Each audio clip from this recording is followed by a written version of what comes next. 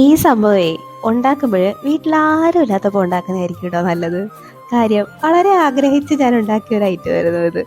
പക്ഷേങ്കിൽ ഉണ്ടാക്കി വെച്ചത് മാത്രമേ അറിഞ്ഞോളൂ, അന്നേരം തന്നെ കാലിയായി. ഒന്ന് കണ്ണടച്ച് തുറക്കുന്നതിന് മുന്നേ കാലിയാവും എന്നൊക്കെ പറയില്ലേ, അത്രയ്ക്കും ഒരു മണവുമാണ് രുചിയുമാണ്. എന്നാൽ എന്താ സംഭവം എന്ന് ഒരു ഉണ്ടായാലും പാൻ അടുപ്പത്തേക്ക് വെച്ച് നമ്മുടെ മല്ലിയും പിന്നെ വറ്റൽമുളകും കുരുമുളകും ചെറിയ ജീരകവും കൂടെ ചേർത്ത് ഒന്ന് റോസ്റ്റ് ചെയ്തെടുത്തിട്ട് അതൊരു മിക്സിയുടെ ജാറിലിട്ട് ഒന്ന് നന്നായിട്ട് പൊടിച്ചെടുത്ത് മാറ്റി വെക്കണം.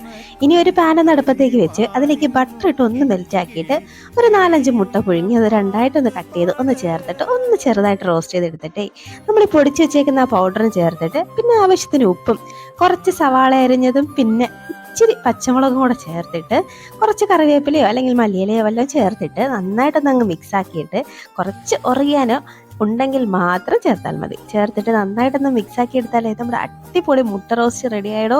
മണം കൊണ്ടായാലും രുചി കൊണ്ടായാലും കിങ് ഗെയിമോ ആണ് കേട്ടോ. അപ്പോൾ എല്ലാവരും ഒന്ന് ട്രൈ ആക്കി നോക്കൂ. ട്രൈ ആക്കി നോക്കിയിട്ട് നിങ്ങളുടെ ഫ്രണ്ട്സിനോട് ഒന്ന് ഷെയർ ആക്കി കൊടുക്കൂ.